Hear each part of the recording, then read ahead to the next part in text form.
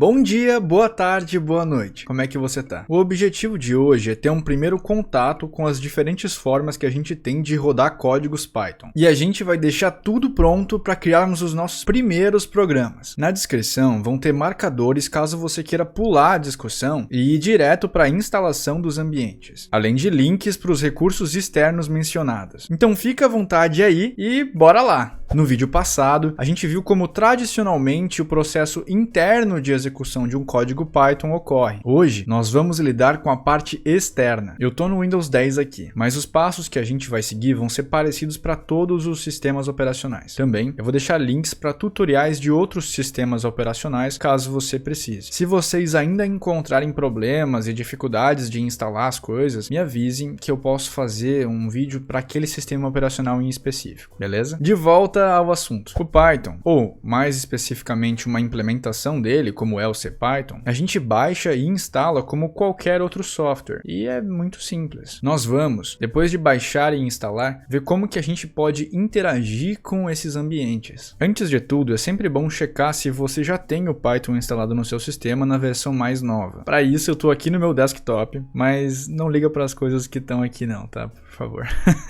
Para checar se o Python está instalado, a gente vai abrir o prompt de comando. Você pode ver que eu tenho um atalho aqui, mas normalmente você não vai ter. Você vê que eu coloquei aqui embaixo também. Aí para abrir ele tem várias formas. Você pode simplesmente ir aqui no canto, clicar aqui e digitar CMD e simplesmente dar Enter ou clicar aqui e adicionar um atalho, tanto faz. Você pode apertar Ctrl S que você vai para ali também, ou você vai direto Windows R. E aí você digita CMD e dá Enter. Então tem tipo várias formas de acessar o CMD, tá? Isso não é relevante. Só se você quer otimizar seu tempo e aprender uns atalhos loucos aí. Os programadores hardcore costumam dizer que mouse é para os fracos. Beleza, a gente está aqui no CMD, então basta a gente digitar Python e dar Enter. Se você tiver instalado Python em alguma versão qualquer, ele vai aparecer aqui, tá? Ele vai dizer isso. E vai abrir esse modo interativo. Se não, ele não vai aparecer nada, ou talvez ele dê algum erro. Então não se estressa, tá? É que às vezes pode ser que seu sistema já tenha Python instalado, ou você tenha instalado em algum momento, alguém tenha instalado, beleza?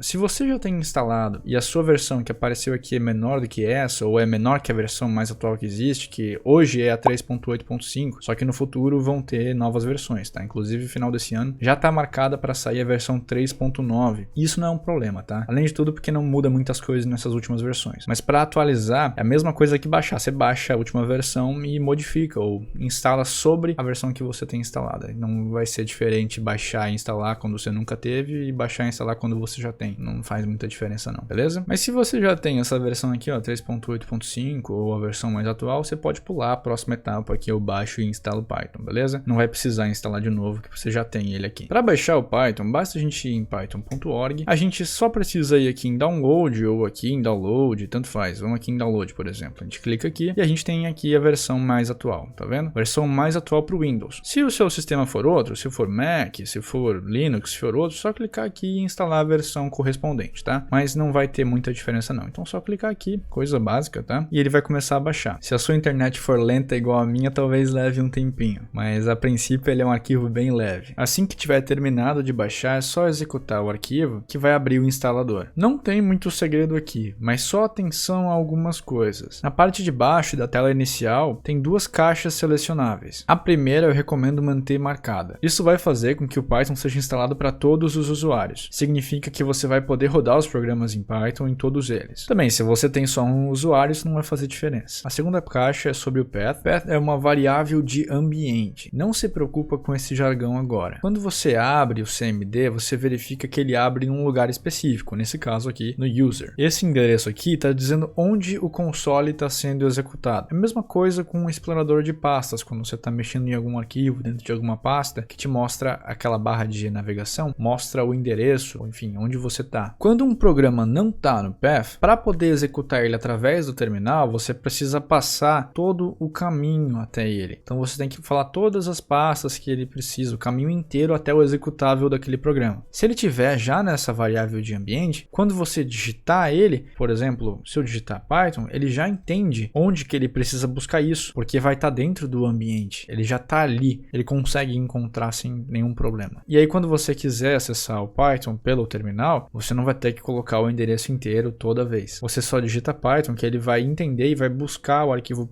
python.exe dentro do path e vai estar lá. Isso Isso poderia dar conflito se você já tem outra versão principal do Python instalada, por exemplo, a versão 2. Por isso que eu disse para a gente checar antes. Python, ao longo da sua história, teve 3 versões principais. A versão 1 é defasada e não tem suporte há muito tempo. A versão 2, que até esse ano, 2020, ela ainda recebia suporte e atualizações, porque quando eles decidiram migrar para o Python 3, que foi uma atualização que teve muitas diferenças, muitas mudanças, né? Por exemplo, a função print antes era uma declaração, era parte da estrutura da linguagem, o que é bem diferente, né, de hoje. Hoje é uma função. Antes você fazia print, hello, assim, e agora você faz print, hello, como qualquer outra função. Acontece que existiam muitas bases de código que estavam escritas em Python 2, e o Python 2 e o 3 são incompatíveis. E para facilitar essa transição, eles continuaram mantendo o suporte e fazendo atualizações para a versão 2, até esse ano, que ela foi oficialmente não mais suportada. Então, fortemente sugiro você usar o Python 3, inclusive usar a versão mais atual. Se na hora que você for checar aparecer o Python 2, a única diferença é que talvez você vai ter que dizer para ele qual Python que você quer que abre. Você vai ter que dizer Python 3. Mas se você não tem o Python 2 e digitar Python 3 assim, ele não vai encontrar. Provavelmente. Então você só vai precisar fazer Python, beleza? Enfim, eu recomendo muito manter essa caixinha marcada, que vai facilitar a sua vida. E agora é só você clicar para instalar. Se ele te pedir alguma permissão, é só você aceitar. E agora é só esperar instalar. Depois que acabar de instalar, se aparecer essa mensagem aqui, significa que deu tudo certo. Que ótimo, você pode fechar. Pronto, você já tem o Python instalado no seu sistema. Mas e agora? Como é que a gente faz para usar ele? Agora que você já tem o Python no seu sistema, a gente vai poder de fato colocar a mão na massa. E existem 2 formas principais da gente executar os códigos Python, tá? No futuro a gente vai explorar outras formas também, mas por enquanto vamos focar nessas 2. A primeira é rodando o código interativamente, pelo próprio terminal, console, prompt de comando. Eu vou usar esses termos vez um, vez outra, embora eles não signifiquem a mesma coisa, para fins práticos não vai fazer diferença, tá? Então é só a gente abrir aqui,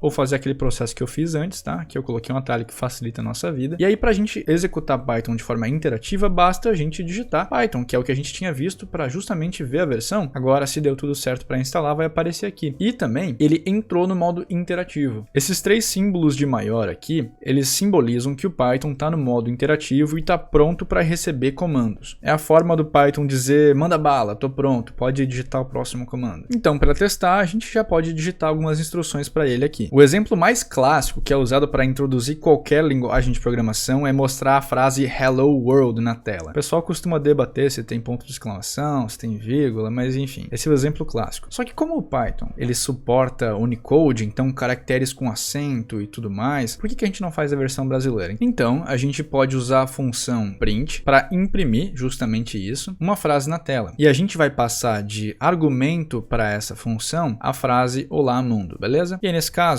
essa frase pode ser escrita com aspas duplas ou simples, tá? Desde que você mantenha o mesmo padrão na hora de fechar. Agora que a gente já digitou, vou colocar um ponto de exclamação aqui para dar mais ênfase, é só a gente dar Enter, beleza? E apareceu aqui, Olá Mundo. Isso realmente tem mais impacto quando a gente está num outro programa. Quando a gente não está direto lidando com o terminal, você quer mandar alguma coisa para o terminal. Nesse caso, se a gente simplesmente digitasse Olá Mundo assim mesmo, ele também vai aparecer. Ele vai retornar essa mesma frase, por isso que ele aparece. Mas, por enquanto, a gente não vai se aprofundar nessas coisas, tá? Na próxima aula a gente vai de fato mexer com o Python e vai ver ao fundo como que as funções do Python, como que as palavras, o texto, os números interagem, como que isso funciona no programa, beleza? Por enquanto é só para mostrar como que isso funciona no terminal, como é que você pode executar código simplesmente digitando Python e ir começando a mexer. Caso você queira sair e voltar a usar o seu terminal, é só dar Ctrl Z e dar Enter, beleza? Saiu. Então, o que eu também posso fazer é digitar o comando exit e dar Enter. A função exit, né? E ele sai também. Então são essas 2 formas. Atalho Ctrl Z ou exit, ele sai desse modo interativo. Para entrar é só digitar Python e dar Enter. Beleza, a gente já viu como que a gente entra no modo interativo e dá comandos básicos, tá? Mas se eu quiser fazer alguma coisa um pouco mais complexa no próprio terminal, eu posso fazer, tipo, alguma coisa que tenha blocos, sabe? Que entra, estruturas maiores e mais complexas. Por exemplo, se eu quiser criar um condicional, um loop, alguma coisa do tipo, eu posso. E é bem simples, na verdade. Essa próxima parte, para quem nunca programou antes, talvez não entenda perfeitamente. Mas não se preocupa que o enfoque disso aqui é só mostrar que você pode fazer essas coisas, tá? Depois a gente aprende a fazer elas. Quando você quiser entrar num bloco de código, por exemplo aqui num condicional, alguma coisa assim, é só você dar Enter, que ele já entrou naquele bloco, beleza? Aí se eu der Tab, eu vou indentar, porque ele não está indentado, tá? E isso é importante. A estrutura do Python funciona com indentação. Então, ao invés de a gente colocar o curly braces aqui para delimitar o que está dentro desse bloco, a gente simplesmente coloca Tab, que é o equivalente a 4 espaços, tá? Inclusive, 4 espaços é o padrão. Não precisa seguir esse padrão, mas é fortemente recomendado, beleza? Você pode usar qualquer quantidade de espaços, desde que você mantenha essa quantidade consistente ao longo do seu código. O padrão de estilo que a PEP 8 recomenda são 4 espaços. É bom seguir a PEP, tá? Assim como você quer manter o seu projeto de engenharia dentro das normas e dos padrões, das recomendações técnicas, com programação é a mesma coisa. Aí a gente só digita o nosso comando aqui e dá Enter, beleza? Ele vai continuar para a próxima linha dentro daquele bloco, mas se eu clicar Enter de novo, ele vai sair. Nesse caso, eu não dei nenhuma condição para ser executada esse condicional, então obviamente ele não foi executado, beleza? Agora, num exemplo simples, imagina que você quer imprimir na tela todos os números pares de 0 a 10, tá? Coisa simples. Então a gente digita aqui o nosso for, que é o nosso loop, tá? Utilizando uma variável para ser iterada. No caso, pode ser i, que é a convenção, tá? Dentro de uma lista, ela vai percorrer essa lista, ela vai variar de 0 até 10. É uma lista de 0 até 10, que é esse objeto aqui, range, tá? Ela consegue percorrer esse objeto. A gente coloca 2 pontos, tá? E dá Enter. Tá vendo que apareceu essas reticências aqui? A gente está dentro do bloco. Agora a gente indenta apertando Tab ou fazendo 4 espaços e estamos aqui dentro. Agora a gente pode fazer uma condição para verificar se o número é par. Se for par, eu vou imprimir na tela. Para verificar se é par, eu só preciso ver se o resto da divisão dele por 2 é igual a 0. Se for igual a 1, significa que é ímpar. Então, se o resto da divisão de i por 2 for igual a 0, agora tem que indentar de novo, tá? 2 vezes, a gente vai mostrar esse i na tela. E agora, para sair, mais um Enter, pronto. Mostrou todos os números de 0 até 10, que são pares. Beleza? Coisa simples. Então, é assim que você executa códigos mais complexos dentro desse modo interativo. Novamente, eu tratei de várias coisas que a gente não viu ainda. A gente não viu o que é um loop, a gente não viu o que é um condicional, o que são variáveis e tudo mais, o que são os objetos range, mas a gente vai ver isso com calma. Eu só queria explorar e mostrar que isso pode ser feito, tá? É que você pode estar começando a pensar, tá, mas o que você está falando? Relaxa, a gente vai ter esse contato mais aprofundado em breve. Rodar códigos interativamente pelo próprio terminal ou em outro lugar pode ser muito útil quando você quer testar ideias de forma rápida, ou a tarefa que você precisa realizar só precisa ser realizada uma vez apenas. Mas para tudo que for mais complexo e que você quiser armazenar para poder rodar várias vezes, é muito mais interessante a gente salvar esse código num arquivo. Ele se torna reutilizável. E é aí que entram os scripts. A gente costuma chamar esses arquivos .py de scripts, ou simplesmente de código-fonte, que é um termo universal que serve para qualquer linguagem de programação. Esse código-fonte pode ser criado a partir de qualquer arquivo, tá? Ele só precisa depois ter a extensão da sua linguagem de programação. Vamos primeiro, então, criar uma pasta aqui na área de trabalho mesmo, tá? Só por uma questão organizacional, você não precisa fazer isso, mas eu recomendo, para deixar suas coisas organizadas. Então vamos colocar aqui programas Python, beleza? Temos a nossa pastinha. Agora vamos abrir essa pasta. E aqui a gente pode criar o nosso primeiro código. Então, para ir direto já para a edição de texto, a gente cria um arquivo de texto, beleza? Depois a gente simplesmente só precisa mudar essa extensão para ser .py, tá? A gente já tem um código de Python, mas ainda não tem nada dentro dele. Então a gente vai clicar com o botão direito nele e escolher algum editor para ele. No meu caso, apareceu aqui o Notepad++,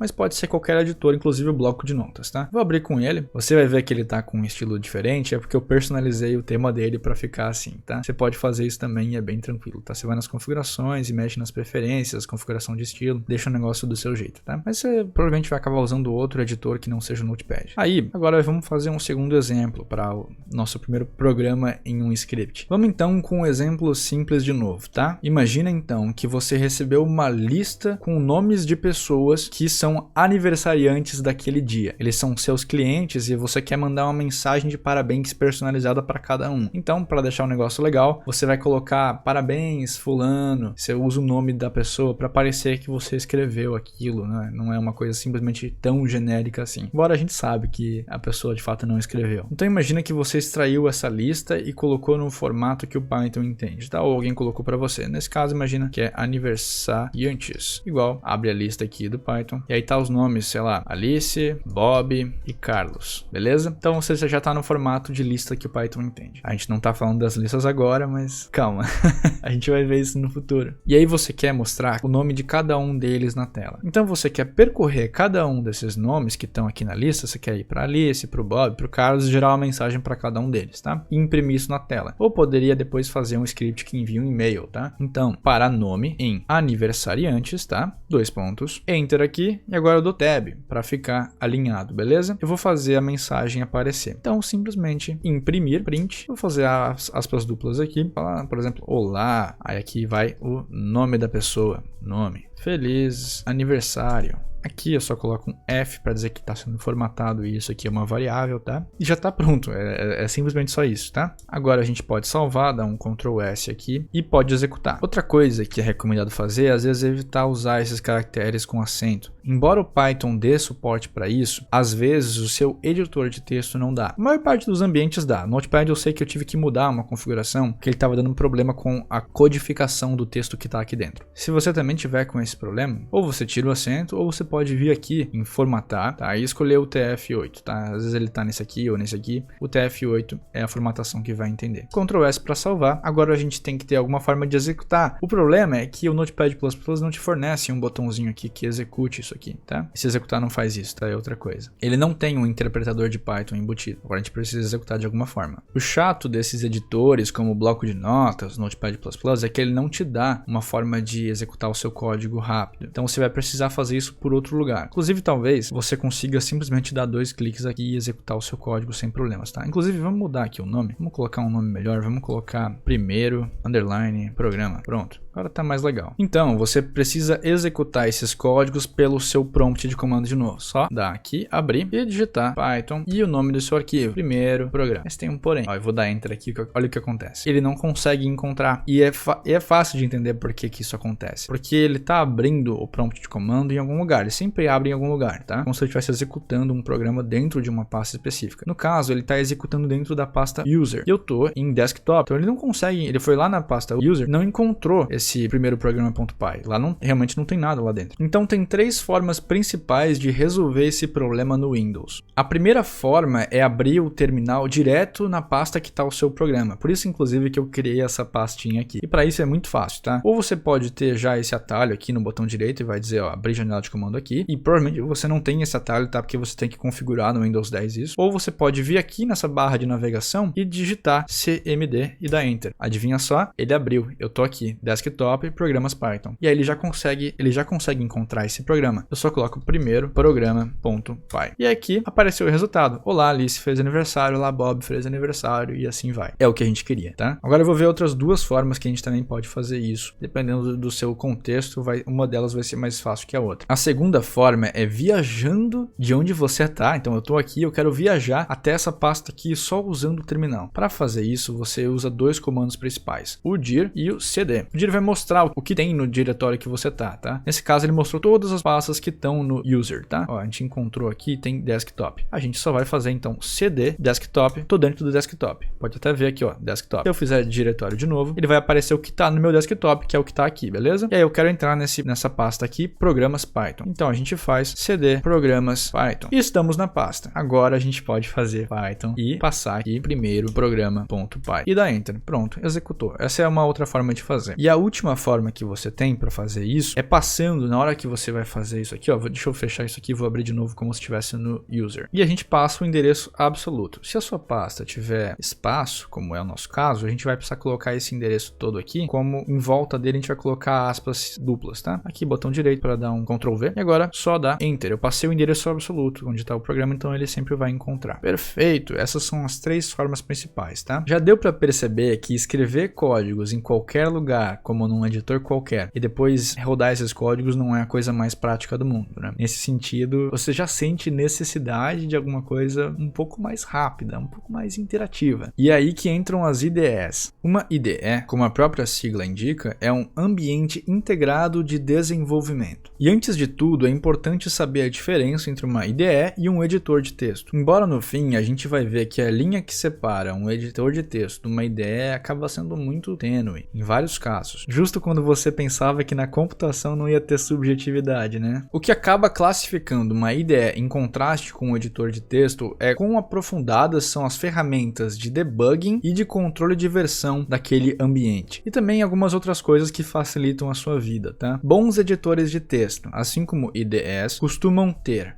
coloração de sintaxe, e o legal disso é que se você escreve alguma coisa errada, normalmente você já consegue perceber, porque a cor daquilo vai ficar errada, ele não vai identificar como aquilo deveria ser. Formatação automática, e o legal disso é que muitas vezes ele acaba indentando sozinho quando você entra dentro de um bloco, então já fica no nível correto, sem você ter que ficar clicando tab o tempo inteiro, ou dando várias vezes espaço, tá? E aí, muitas vezes também na hora de salvar, ele já deixa na formatação que é padrão, então ele deixa na quantidade de espaços que é recomendada, a estrutura do seu código fica de uma forma padronizada, isso é muito bom, tá? Muito bom mesmo. Principalmente quando você vai começar a fazer software comercial. E por fim, uma característica maravilhosa que eles costumam ter, que é o autocomplete. É ótima para reduzir o tempo de digitação. Você começa a digitar uma coisa e já aparece uma sugestão do que de certo vem depois. Inclusive, existem alguns sistemas que já utilizam de AI para prever qual é a próxima palavra ou qual é o resto daquela palavra baseado nas suas atividades passadas. Inclusive, muitos já têm atalhos que você digita uma coisa e aperta Tab e aí ele gera toda uma estrutura de código a partir de 2 letras, por exemplo, o que é muito, muito poderoso. E aí a gente entra no dilema. Eu devo usar uma IDE ou um editor de texto? Vixe, complicou. Pelo que eu falei até agora, tudo indica que a gente deve usar uma IDE. Só que eu quero mostrar os dois lados, porque esse é um assunto extremamente polêmico. Os desenvolvedores discordam muito sobre isso. De fato, não existe consenso. Mas eu vou tentar trazer alguns pontos dos dois lados. E possivelmente eu vou acabar sendo parcial. Então, por favor, não me apedreje virtualmente. Bem, a verdade acontece que muitas vezes a distinção entre uma IDE e um editor de texto acaba se tornando arbitrária, mas a gente vai tratar aqui de generalizações, tá? Uma IDE, em contraste com um editor de texto, normalmente tem os seguintes pontos fortes: boas ferramentas de debugging e controle de versão, como a gente já falou antes. Controle de versão é parecido com a ideia de backup, tá? Em que você atualiza o seu código, mas mantém uma versão antiga em algum lugar, para ter justamente controle. E isso é muito útil quando você está lidando com um grupo, uma equipe de pessoas. Essas pessoas podem estar trabalhando na mesma base de código, corrigindo coisas diferentes. A gente vai no futuro se aprofundar nisso e é muito massa. A gente vai usar ferramentas como o próprio Git. Um segundo ponto forte é a navegação facilitada entre arquivos e pastas. Normalmente isso é feito através de alguma interface, algo bem visual, ou comandos que são próprios daquele ambiente, comandos que você não conseguiria rodar em outros lugares. Um terceiro ponto forte são as ferramentas de refatoração de código. Refatoração de código é quando você limpa, organiza e reestrutura o seu código que já funcionava, preservando todas as funcionalidades anteriores, mudando apenas a estrutura e o envelope daquele código. O motivo disso é tornar aquele código mais legível, menos complexo, de mais fácil manutenção e extensibilidade. Então, normalmente você primeiro resolve o problema que você tem que resolver, faz de uma forma um pouco mais descuidada, assim, você só quer conseguir resolver, você está focando no problema. Depois que você já resolveu e vê que aquilo está funcionando, para você começar a estender aquela funcionalidade ou melhorar alguma coisa ou outra, vai ser mais fácil se o código está bem organizado, inclusive seguindo uma arquitetura, algum padrão de design. Padrões de design é outro assunto quentíssimo que a gente vai tratar no futuro. Por fim, uma característica muito marcante que está no próprio nome é a integração com serviços e outras ferramentas externas. Então, no fim, uma IDE é tipo um editor de texto com esteroides. E a gente sabe sabe que nem sempre isso é bom. As IDEs são normalmente lotadas com interfaces e funcionalidades que visam aumentar sua produtividade e melhorar a sua organização. E bem a verdade, para projetos pequenos isso pode ser uma distração. Além de tudo, uma IDE tem um custo computacional associado. Elas costumam ser mais pesadas porque elas têm mais funcionalidades. Algumas IDEs acabam consumindo bastante RAM, como é o caso do Visual Studio, que é basicamente o Chrome das IDEs. Outro argumento que costuma surgir é o quão mal acostumado as IDEs costumam te deixar. É que muita coisa é feita para você, então você não necessariamente tem que aprender ou lembrar da sintaxe e da estrutura do código. Você realmente só foca em resolver o seu problema. E aí eu te deixo o seguinte questionamento: você deixaria de usar uma calculadora no dia a dia porque você não está treinando fazer essas contas sozinho? Ou mesmo num caso mais particular para engenharia, as integrais. Cara, se resolver uma integral não é o enfoque do seu problema,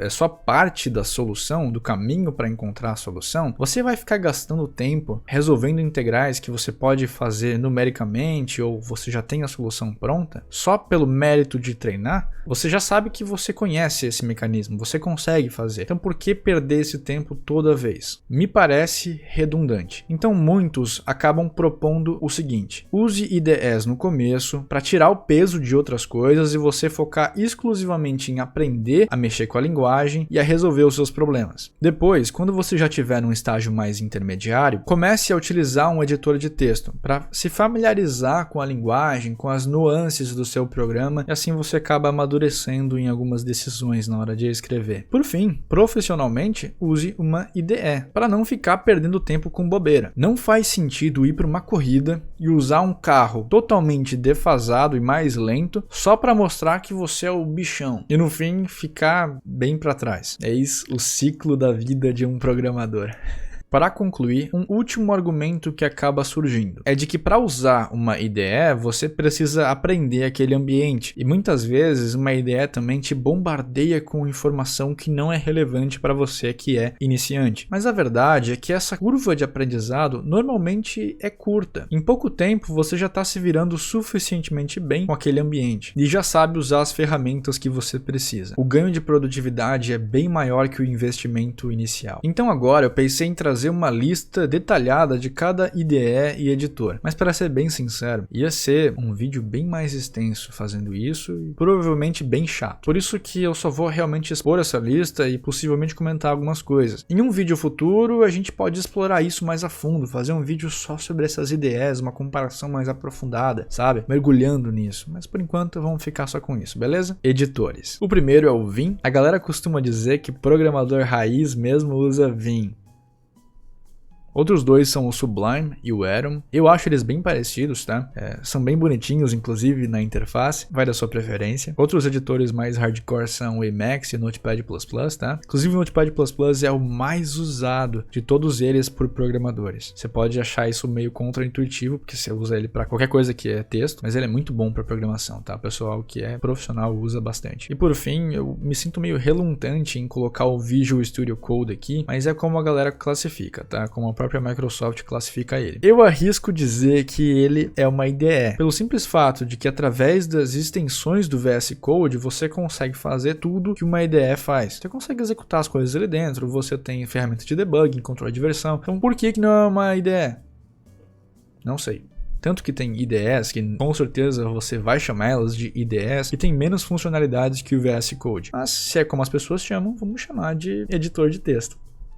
E no fim, classificação por classificação não faz diferença. Então por que a gente vai se preocupar com essas coisas? Agora, uma lista de IDEs. O idle já vem instalado com o Python. Inclusive, se você digitar idle na sua barra de pesquisa, provavelmente vai aparecer. Você consegue usar ele agora sem ter que instalar mais nada. Ele já vem junto com o Python, tá? Ele é bem simples, tá? Mas ele faz tudo o que você precisa. O segundo é o PyCharm, que é um dos favoritos da galera, tá? Eu pessoalmente também sou bem fã, mas ainda tenho minha preferência por outros. E depois vem o Visual Studio, que não é o VS Code, tá? São coisas diferentes. Os dois são da Microsoft, só que eles consideram o Visual Studio como uma IDE realmente. Ele tem mais integrações com softwares da Microsoft, por exemplo. Ele tem muito mais essa integração com serviços externos. Inclusive ele é bem pesado, tá? Ele é bem pesado. Depois nós temos o Komodo, que eu pessoalmente nunca usei, mas eu sei que uma galera bem forte acaba usando, tá? O Tony. Não sei como é que se pronuncia, tá? Mas normalmente o pessoal usa o Tony para ensinar e aprender o Python. Ele é bem legalzinho, assim, ele é bem simples também, mas ele é leve, essa é a ideia. A ideia dele é ser leve e tirar as distrações. E por fim, mas não menos importante, definitivamente não menos importante, o Spyder. O queridinho do meio científico e da engenharia e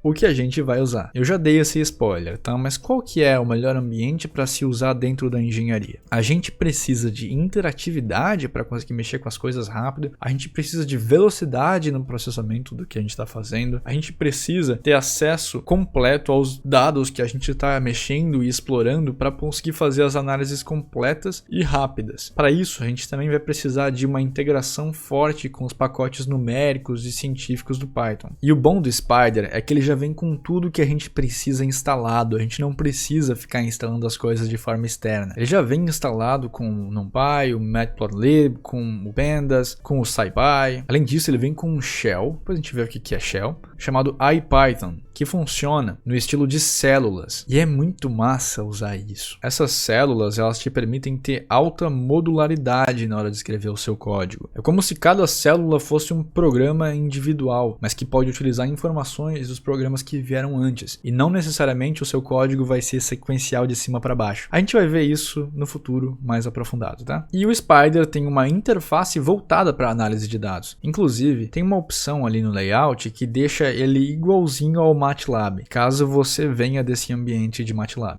Se você já tem instalado uma outra IDE, um outro editor de código, ou preferir usar outra mesmo, não vai ter problema, tá? No entanto, talvez você precise instalar alguns recursos de forma externa. Por isso que para acompanhar direitinho tudo que a gente estiver fazendo, eu recomendo fortemente utilizar o Spyder, fazer como a gente está fazendo. Isso vai evitar que você encontre problemas diferentes e tenha mais dificuldade nesse processo. Por isso, eu recomendo fortemente que você use o Spyder, através da distribuição Anaconda, que vem o Jupyter, o Spyder e outras coisas, tá? Então você vai conseguir acompanhar e a gente vai poder caminhar junto pela estrada de tijolos amarelos. PQP. Mais tarde a gente vai usar o Jupyter Notebook também, tá? Que vem na distribuição Anaconda, tá? Já vem tudo junto. O bom é que instalando o Anaconda, que é uma distribuição do Python, já vem tudo que a gente precisa, inclusive o próprio Python. Pois é, a gente não precisava ter instalado o Python sozinho, mas eu te mostrei como que instala o Python, porque isso vai te servir para usar outros ambientes também. E, eventualmente você vai acabar utilizando outros editores, ou você vai executar de forma externa o Spyder. Você não vai precisar fazer as suas coisas através do Anaconda. Você pode fazer totalmente independente. Mas saiba que você não precisaria baixar o Python de forma separada para poder usar o Anaconda. Beleza, agora a gente vai baixar e instalar o Anaconda. Para baixar a distribuição Anaconda é só acessar o site anaconda.com. A gente vai aqui em Products, tá? E escolhe a versão individual. Você vai aqui em Download e agora você escolhe qual o seu sistema operacional e se o seu sistema operacional é 64 ou 32 bits. Caso você não saiba se o seu sistema é 32 ou 64 bits, é só você ir aqui escrever computador, beleza? Meu computador, e você vai em propriedades, bem simples, tá? E ele vai te dizer aqui 64 bits, ou aqui poderia estar 32 bits, x86 ou x64, beleza? Aí você baixa a versão que é do seu sistema operacional. Se você não conseguir ver qual é, ou você está em dúvida ainda, você pode baixar o 32 bits, porque o software 32 bits é compatível com o sistema operacional 64 bits, mas o oposto não é verdadeiro. Eu vou baixar o 64 porque a gente já viu que o meu sistema é 64 bits. Vai levar um tempo para baixar, porque é de fato um software pesado, tem bastante coisa. Assim que acabar de baixar, é só clicar 2 vezes para executar. E é muito simples instalar o Anaconda. Inclusive, eu recomendo deixar todas as configurações, aqui a gente aceita, recomendo deixar todas as configurações padrão, tá? Aqui é se você quiser para mais usuários, tá? Eu vou colocar colocar aqui sim, mas não vai fazer diferença, tá? Escolhe o local que você quer instalar o Anaconda. E aqui, essa é a única outra coisa que é importante notar. Eu não colocaria, assim como também está escrito aqui que não é recomendado, beleza? Por isso que eu digo, só deixar tudo no padrão, que não vai ter problema. A princípio não vai ter problema. Se tiver algum problema, você me manda e a gente tenta resolver juntos. Assim que acabar, vai aparecer essa tela aqui, dizendo que a instalação está completa. E ele vai dizer se deu certo ou não. Nesse caso ele diz que foi completada com sucesso. E aí é só a gente colocar próximo aqui, pronto, pode sair. Aqui não precisa selecionar, tá? Só se você queira abrir essas páginas no seu navegador, mas não precisa, tá? Agora a gente vai em finalizar e pronto.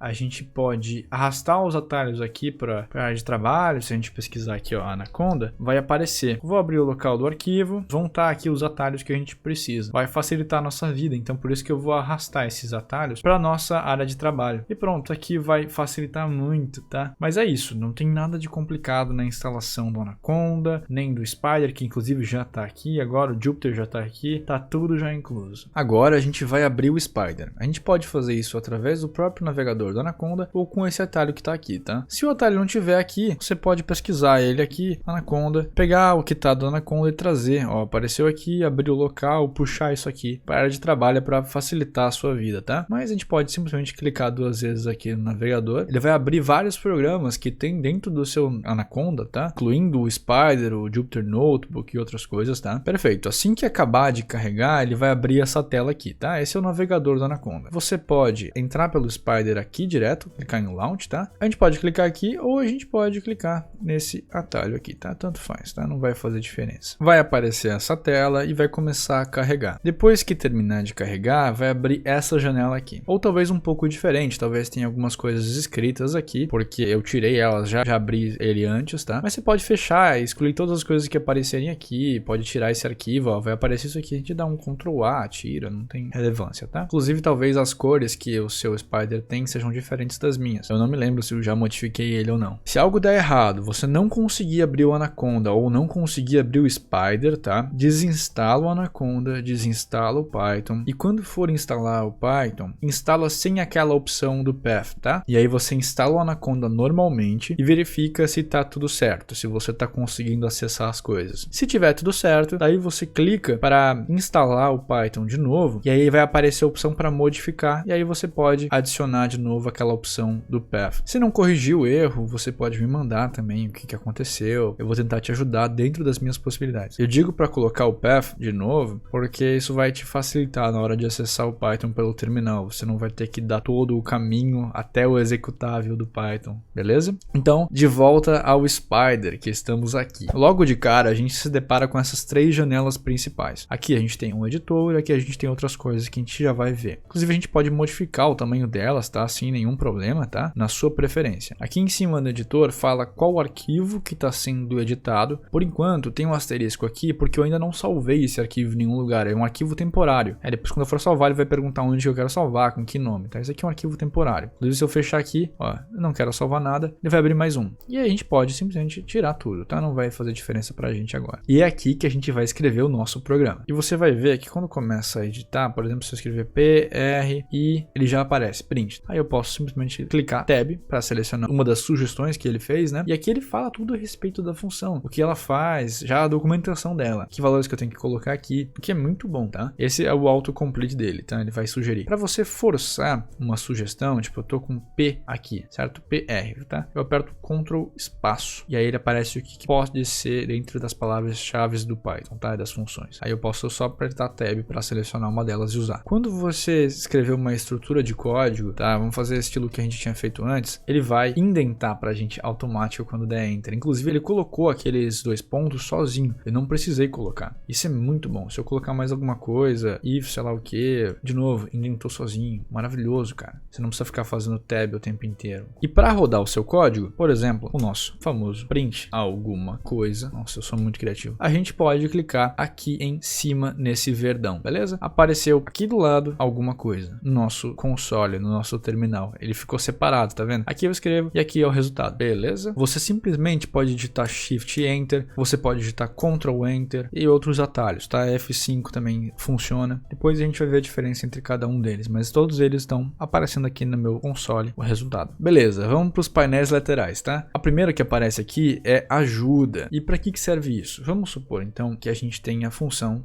range. Eu não sei o que essa função faz, tá? Eu posso selecionar essa função aqui e dar Ctrl I. O que acontece? Ele vai abrir aqui, ele está pegando a documentação daquela função, ele descreve o que ela faz, o que entra nela, e isso é maravilhoso. Você já vai ter acesso à informação dentro do próprio ambiente, o que é ótimo. Aí a segunda janela aqui, o explorador de variáveis. Por enquanto a gente não tem nenhuma variável, mas vamos colocar, por exemplo, nome igual a Lucas. E aí se a gente rodar esse código dando um Shift Enter ou indo aqui, F5, enfim, ele fala o nome da minha variável, né, o rótulo da minha variável, o tipo, que é uma string ou um texto, tá, uma cadeia de caracteres, o tamanho, que é um vetor de um só, enfim, depois a gente vê isso, e aqui o valor, Lucas, tá aqui, perfeito? Se eu modificar, se eu colocar name igual a Bob e dar Shift Enter de novo, ele alterou, tá? Ele não vai aparecer todos, ele vai aparecer a versão final de cada variável. Inclusive, você pode acessar ela e modificar, colocar Carlos aqui. Eu não tenho criatividade para o nome. A gente vem aqui no nosso console, a gente coloca name e ele vai falar Carlos. Ou seja, aqui no console a gente acessa o último estado de cada variável, tá? Depois a gente vai ver sobre isso também. Só que se eu rodar o meu programa de novo, der Shift Enter, voltou a ser Bob. O programa sempre vai sobrescrever aquilo que está salvo, sempre.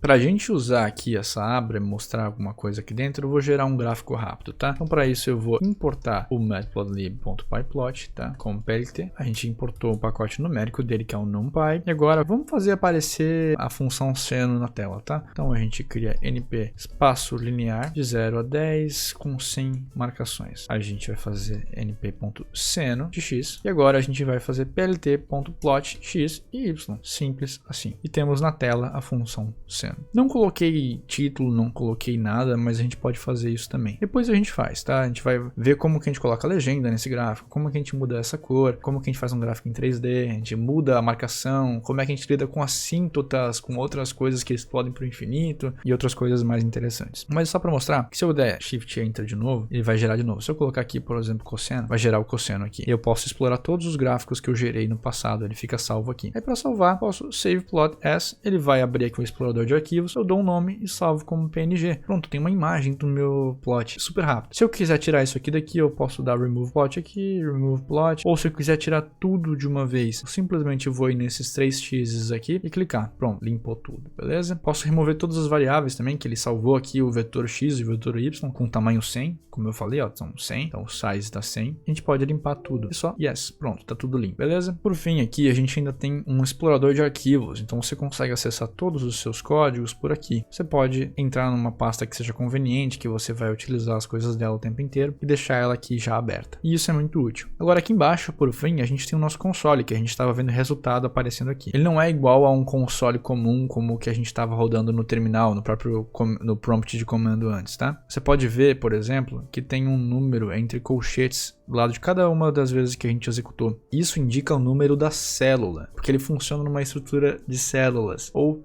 de kernel, de núcleos, tá? Essas células guardam o estado atual do seu programa e aí você pode acessar as coisas depois. Por exemplo, aqui eu já rodei meu programa, tá? Então eu consigo, ele já sabe, porque o x e y já foram declarados anteriormente numa célula passada, na célula 4. Então na célula 5 eu tenho acesso ao x e o y. Eu posso dar x, ele vai me mostrar os valores de x, se eu der y vai mostrar os valores de y correspondentes. O que é muito bom, perfeito? Mais tarde a gente vai entender a fundo como que funciona essa estrutura de célula. Inclusive o Jupyter Notebook funciona primariamente nessa estrutura e é muito massa. Para a gente remover as variáveis que a gente estava usando, era só fazer aquilo, tá? A gente vai em Variable Explorer e nessa borracha aqui, sim. Beleza, então agora se eu apertar, se eu der X, ele vai dizer que teve o erro, ele não entende o que é o X. Por mais que eu esteja numa célula depois, é como se ele tivesse excluído e realmente ele removeu da memória. Não está mais disponível para a gente. E agora eu comecei a rodar os códigos e ficou meio lotado, isso aqui ficou meio feio. Eu quero limpar isso aqui. Para limpar, eu posso apertar Ctrl L, tá? E ele limpou tudo. Ou então, eu posso digitar Clear. No caso, esse Clear e esse Ctrl L, eles são equivalentes do MATLAB do CLS. Não é o Clear do MATLAB, tá? Ele não vai excluir as coisas quando eu faço isso. Ele só limpou o meu terminal. Inclusive, a segunda aba, que é o History, ainda aparece todas as coisas aqui. O History ainda tá todo cheio de coisa. Então, eu ainda consigo ver as coisas atrás. Inclusive, ele mostrou o que foi executado aqui. Quando eu apertei Ctrl L, é o equivalente a eu ter colocado o comando Clear, beleza? Para limpar de fato tudo, resetar o estado das células, eu dou Ctrl ponto. Aí, eu quero reiniciar o kernel? Sim, aí ele vai reiniciar tudo do zero, tá? Variável, todas as coisas ele reiniciou, que é o equivalente ao clear. E também eu posso ir por aqui mesmo, tá? E colocar restart kernel, beleza? Ou remover todas as variáveis, enfim, o que você quiser, tá? Perfeito. Agora que você já está mais familiarizado com essa estrutura aqui, você provavelmente vai querer personalizar e deixar isso aqui do seu jeito, né? Para customizar o seu Spider, você pode ir em ferramentas e clicar aqui em preferências ou digitar esse atalho gigantesco aqui. Nem parece mais um atalho, né? De tão grande que o negócio é. E vai abrir. São duas abas principais que a gente vai usar. O resto, provavelmente você não vai mexer agora, tá? Essa geral e aparência. Na geral, se a gente for aqui em configurações avançadas, a gente pode mudar o idioma pro da sua preferência. Até eu vou deixar em inglês, mas se você quiser, você pode colocar em português. Ele provavelmente vai pedir para reiniciar tudo, mas aí vai voltar com as palavrinhas aqui em português, tá? Da aparência, você pode ver que eu coloquei tudo em dark, tá? Se você quiser e preferir ficar cego, você pode colocar light aqui, tá? Só que isso aqui é só da parte exterior, tá? Aqui é da interface. Então vai mudar a cor do que tá aqui. Essa parte, essa área aqui é a área de baixo e tudo mais, tá? Para mudar a cor do que tá aqui dentro, a cor das letras, das palavras e tudo mais, vai a parte de sintaxe, tá? O tema da sintaxe. Aqui tá o meu tema porque eu criei um, tá? Aqui é só criar Create New Scheme. Ele vai aparecer o que você quer de cor para cada coisa. Ou você pode simplesmente modificar o que você já está usando. E ele já te fornece alguns padrões. Tem vários, na real. Se você veio do Emacs, você pode usar esse aqui. Ele fica do jeito que o Emacs é. Enfim, Monokai, Notepad++,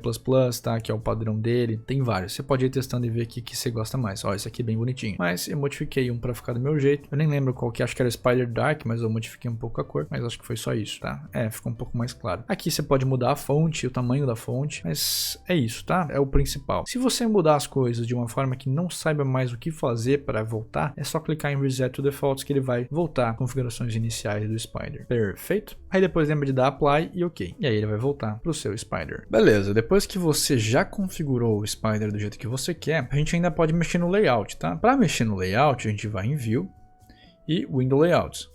Aqui a gente pode selecionar o padrão, que é o que já vai vir, o do MATLAB. Caso você tenha vindo do MATLAB, pode ver que ele fica igualzinho, tá? Talvez só as cores estejam diferentes, porque eu mudei o tema. Mas se quiser resetar, simplesmente vai aqui, ó. E Default Layout. Ele vai voltar para o padrão dele. Eu costumo deixar no próprio padrão. Não costumo modificar isso não. Mas fique à vontade. Você pode mexer nisso aqui também e ver aqui que fica melhor para você. Beleza. De customização por hoje é só. Agora, para finalizar com chave de ouro, eu quero te mostrar algumas dicas e atalhos para tornar a sua experiência com o Spider o mais produtiva possível. Na descrição do vídeo vai ter um link com uma tabela que tem todos os atalhos dentro do Spider, tá? Mas aqui eu vou mostrar os principais que eu acho mais relevantes para você. Primeiro, são as teclas que você já usa padrão dentro de qualquer editor de texto. Então você tem Ctrl+C, o Ctrl+V, o Ctrl+X, o Ctrl+Z, Ctrl+A e assim vai. Essas coisas que tem num editor de texto padrão, provavelmente tem aqui dentro. A maior parte delas tem. Mas vamos ver então os atalhos específicos do Spider. O primeiro que a gente já viu é de rodar. Pode rodar código utilizando F5, você pode rodar código com Shift Enter, com Ctrl Enter, tá? A diferença entre F5, Shift Enter, Ctrl Enter, pra gente agora não é relevante, porque diz respeito às células, tá? Outro atalho útil, para que você não rode todo o código, que se eu aperto F5, ó, rodou o código inteiro, apareceu 1 e 2. Se eu quiser rodar só essa parte aqui, esse trecho, eu seleciono o trecho e aperto F9. Ele só rodou esse trecho do teu código, que é muito útil também. Se você ir em cima de uma linha, ou selecionar um trecho e aperta Alt, você vai levar esse trecho para cima e para baixo. Ele vai ocupar a posição das outras coisas, tá? Então, ó, foi para baixo. E aí, se eu quero indentar, eu quero colocar tudo que está aqui dentro de um for. Aí eu posso selecionar essas coisas aqui e dar Tab. tá? Pronto, eu tô dentro. Se eu quiser tirar de dentro desse loop, eu dou Shift Tab. Tab para indentar e Shift Tab para desindentar.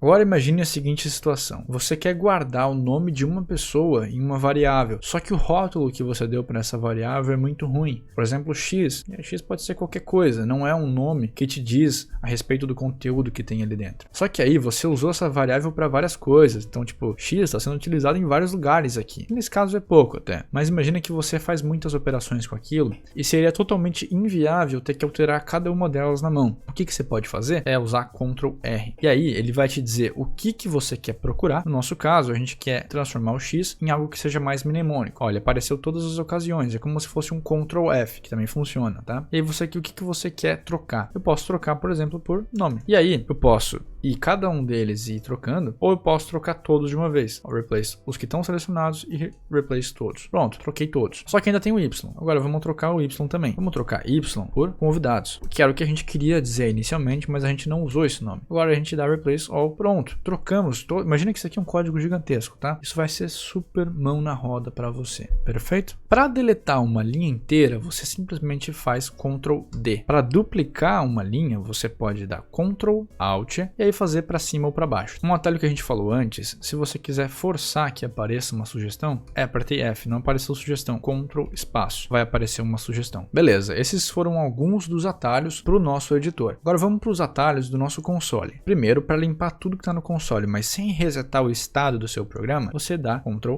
L. E sempre que for fazer isso, faz esse Ctrl L, por exemplo, dentro desse contexto. Se você der Ctrl L aqui, vai aparecer para você ir até uma linha. Então tenha cuidado onde que você está com foco. Eu estou com foco no editor. Agora eu estou com foco no meu console. Agora eu estou com foco nessa parte aqui. Beleza? Então depende do seu contexto, atalhos vão fazer coisas diferentes. E para resetar o seu console, Ctrl ponto. Ele vai te perguntar se você realmente quer resetar, e ele vai resetar aqui. Outra coisa que pode ser útil é que quando você aperta Alt em qualquer situação, tá? Ele vai aqui para cima, ele vai sublinhar cada uma das letras desses menus. Essa letra sublinhada é a letra do atalho. Então, se você manter o Alt segurado e apertar a letra que aparece aqui sublinhada, você vai acessar aquele menu. Por exemplo, Alt F vai acessar esse menu, Alt E vai acessar esse, Alt S vai acessar esse aqui, Alt C vai o source e assim vai, beleza? Bem, tem muita mais coisa que a gente ainda pode fazer aqui. Mas por hoje, isso vai ser mais do que o suficiente para você se familiarizar com o ambiente de desenvolvimento que é o Spyder. E segura a ansiedade. No próximo vídeo, a gente vai finalmente colocar a mão na massa no Python